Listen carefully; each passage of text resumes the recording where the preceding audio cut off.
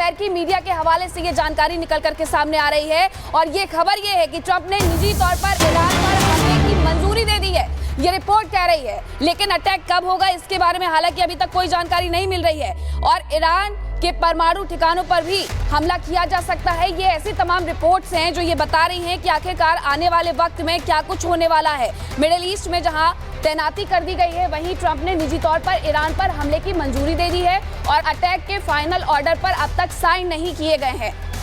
Attack के final order पर हालांकि अभी तक साइन नहीं किए गए हैं। ये जानकारी निकल करके सामने आ रही है अमेरिकी मीडिया के हवाले से। ये बेहद बड़ी खबर है। इसी बात का मैं जिक्र भी कर रही थी कि अमेरिकी मीडिया के हवाले से ये कहना है कि अमेरिका कभी भी डायरेक्ट अटैक कर सकता है। ट्रंप ने निजी तौर पर ईरान पर हमले की मंजूरी दे दी है, लेकिन इसके बारे में रिपोर्ट्स पर अभी भी साइन नहीं किए गए हैं, ये जानकारी बताई जा रही है। हालांकि जिस तरीके से लड़ाकू विमानों की तैनाती हो रही है उसमें आश्चर्य करने जैसा कुछ नहीं है कि आने वाले वक्त में अगर दोनों देश साथ आकर के हमला ईरान। बड़ी खबर की तरफ आपको लिए चलते हैं। ट्रंप ने कहा है कि अगले हफ्ते कुछ बड़ा होना और ईरान के परमाणु ठिकानों पर हमला करने के सवाल पर डोनाल्ड ट्रंप ने साफ तौर पर कहा कि अगले हफ्ते कुछ बड़ा होने वाला है। यानी कि ये दूसरी बार है जब ट्रंप कह रहे हैं। कनाडा से निकलते हुए भी ट्रंप ने यही बात कही थी, लेकिन इस बार जो कह रहे हैं उस पर जरा ध्यान दीजिएगा।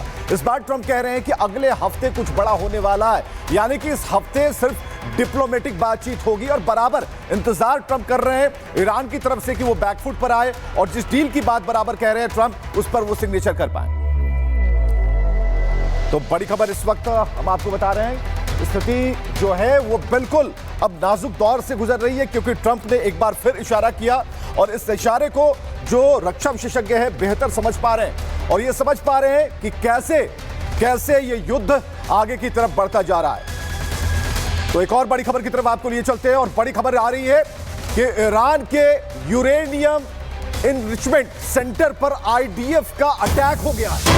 ईरान के नतांज में यूरेनियम इनरिचमेंट सेंटर पर अटैक हुआ, हमला हुआ है।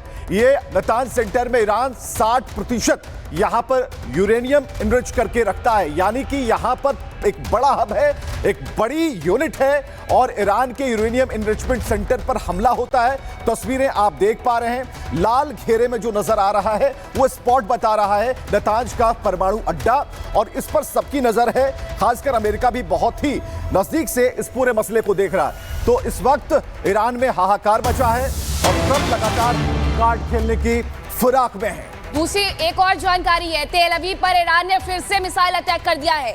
तेल अवीव में इंटरसेप्ट किए गए हैं ईरानी मिसाइल। हालांकि जो ईरानी मिसाइल दागी गई थी तेल अवीव पर, उसे इंटरसेप्ट कर लिया गया है। ये तस्वीरें देखिए, दिन और रात समझ पाना मुश्किल हो गया है, लेकिन ये रात के वक्त की तस्वीरें हम आपको दिखा रहे हैं कि तेल अवीव में जो मिसाइल अटैक किया गया उसे तेल अवीव के द्वारा, इजराइल के द्वारा इंटरसेप्ट भी कर लिया गया है। ईरान हालांकि लगातार मिसाइल अटैक कर रहा है। ईरान चेतावनी भी जारी कर रहा है कि हम भी पीछे नहीं हटने वाले हैं, लेकिन ऐसे में तेल अवीव पर जो मिसाइल अटैक किया गया उसकी जब तस्वीरें सामने आई तो ये भी समझ में आया कि किस तरीके से इजराइल की जो तैयारी है इन मिसाइलों को इंटरसेप्ट करने की वो पूरी होती हुई दिखाई दे रही है। यही वजह है कि ये मिसाइल अपने लक्ष्य को भेद नहीं पाई हैं, इन्हें इंटरसेप्ट कर दिया गया, वही मार गिराया गया। हालांकि तेल अवीव की तस्वीरें भी बदली हुई नजर आती हैं, जहां खंडर के खंडर बिल्डिंग जो है वो तब्दील हो गई हैं, लेकिन अभी भी इंटरसेप्ट जो है वो किया जा रहा है तेल अवीव के द्वारा, इजराइल के द्वारा। तो ईरान और इजराइल के बीच 6 दिन से संघर्ष जारी है और इजराइल के हमले से ईरान में 70 महिलाओं और बच्चों समेत 200 से अधिक लोगों की जान चली गई है। जबकि वहीं बात करें इजराइल की तो 24 लोगों की मौत हो चुकी है, जबकि दोनों देश एक दूसरे पर लगातार मिसाइलों से अटैक कर रहे हैं। देखिए,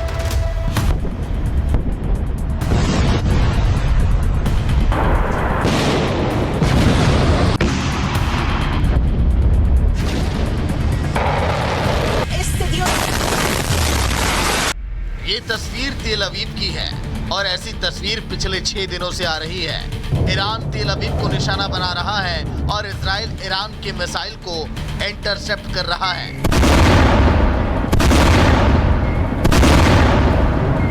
वहीं इजराइल भी तेहरान पर ताबड़तोड़ हमले कर रहा है। इजराइल के लड़ाकू विमान तेहरान में कोहराम मचा रहे हैं। ईरान का एयर डिफेंस सिस्टम पूरी तरह से नाकाम साबित हुआ।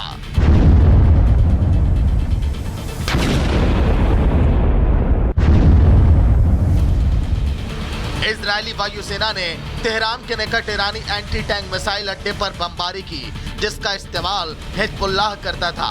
मिसाइल अड्डे को इजराइल ने तबाह कर दिया।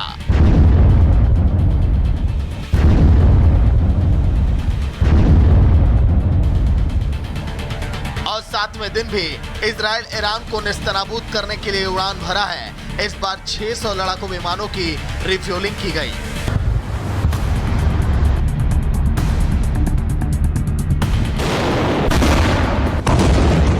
छह दिनों से चल रहे इजराइल ईरान युद्ध में भारी नुकसान हुआ है। ईरान ने 400 मिसाइलें, सैकड़ों ड्रोन दागे।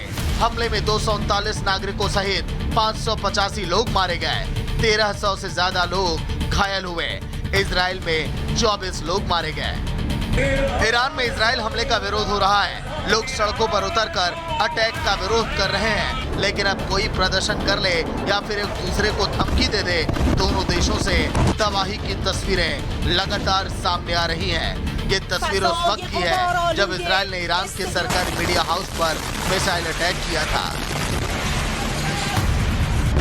इजराइल और ईरान के बीच तनाव अब पूरी तरह से बढ़ चुका है। ऊपर से युद्ध में अमेरिका की एंट्री से ईरान परेशान है। वहीं अमेरिका खाड़ी देशों में अपने 40,000 सैनिकों को हाई अलर्ट पर रखा है। ऐसे में साफ है कि इजराइल ईरान का युद्ध अब जल्द खत्म नहीं होने वाला। Bureau report, Republic Bharat.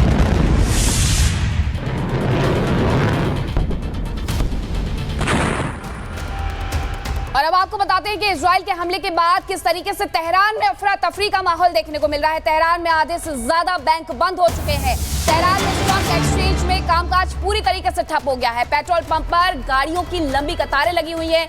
Israel के हमले के बाद से शहर को छोड़ करके तमाम जो लोग हैं वो जाते हुए नजर आ रहे हैं। तो ये तस्वीरें देखिए कि किस तरीके से वहां पर अब जो एक बड़ा कोहराम है वो देखने को मिल रहा है। किस तरीके से वहां जो लोग हैं वो छोड़ते हुए शहर को अब जा रहे हैं। तेहरान में हालांकि जिस तरीके से अब शहर खंडर में तब्दील हो रहा है, उसकी वजह से आधे से ज्यादा बैंक बंद हो गए हैं, क्योंकि लोगों को डर है वहां पर हमला ना हो जाए। पिछले दिनों न्यूज चैनल पर हमला हुआ था, उसकी तस्वीरें भी हमने आपको दिखाई थी। अब तेहरान में स्टॉक एक्सचेंज में कामकाज पूरी तरीके से ठप हो गया है।